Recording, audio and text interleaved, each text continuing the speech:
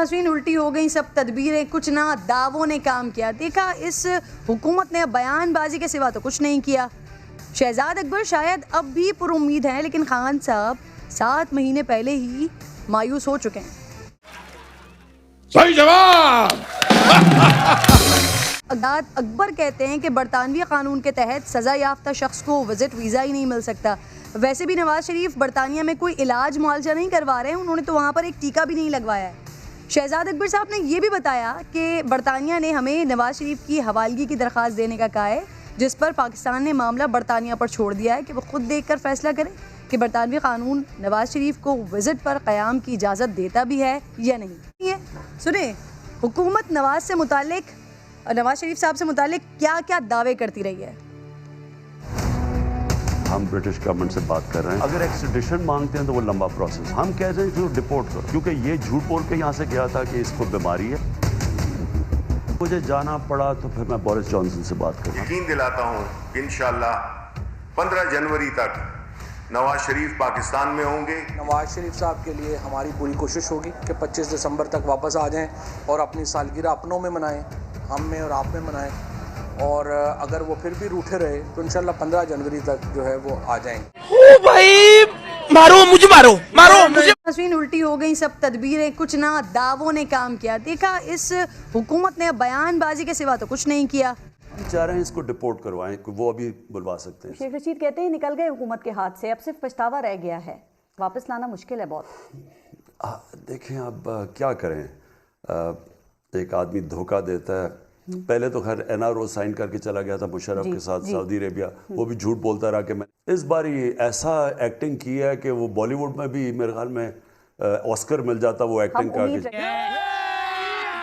अभी मजा आएगा ना भिड़ो। अगर अब मैं ये कहूँ कि नवाज शरीफ को वापस लाना तहरीक इंसाफ की हुकूमत की बस की बात नहीं है, तो फिर शायद ये गलत नहीं है। इस पर बात करने के लिए प्रोग्राम में मुझे ज्वाइन कर चुके हैं माहिर बैरिस्टर आबिद ज़ुबैरी साहब। बहुत बहुत शुक्रिया सर आपके वक्त का। आबिद साहब, शहजाद अकबर साहब कह रहे हैं कि बरतानिया खुद इस मामले को देखे, नवाज शरीफ उनके कानून के तहत वहाँ नहीं रह सकते, तो क्या मियाँ साहब इस तरह वापस आ सकते हैं जैसे कि शहजाद अकबर साहब बयान दे रहे हैं? सर देखिए, 2-3 चीज़ें इसमें देखनी होंगी। पहले तो हमें मालूम करना होगा कि उनका स्टेटस क्या है नवाज़ शरीफ साहब का। जहाँ तक हमें इल्म है कि उनका पाकिस्तानी पासपोर्ट एक्सपायर हो गया है। डिपोर्ट करने के लिए किसी को एप्लीकेशन देनी होती है। मुझे नहीं इल्म है कि पाकिस्तान ने कोई एप्लीकेशन या कोई अर्ज़ी वहाँ दाखिल की है कि इस आदमी को या नवाज़ शरीफ साहब को वहाँ से डिपोर्ट किया जाए, हमें यहाँ मतलूब है या मफरूर हैं वो यहाँ से।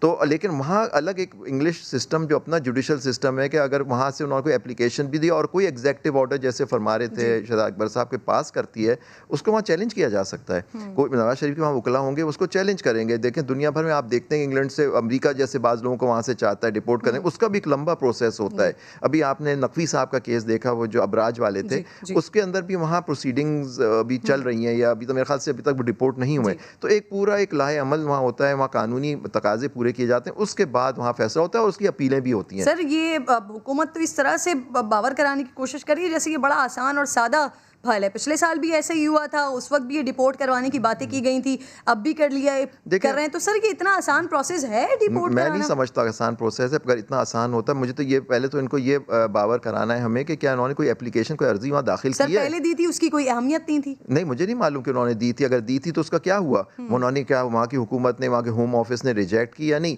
पहले तो उनको ये बताना चाहिए कि नवाज शरीफ साहब का स्टेटस क्या है वहाँ। उनको इंडेफिनिट लीव टू स्टे है उनके पास वहाँ इंग्लैंड में। अगर वहाँ इंडेफिनिट लीव टू स्टे है तो उनको वहाँ से नहीं किया जा सकता।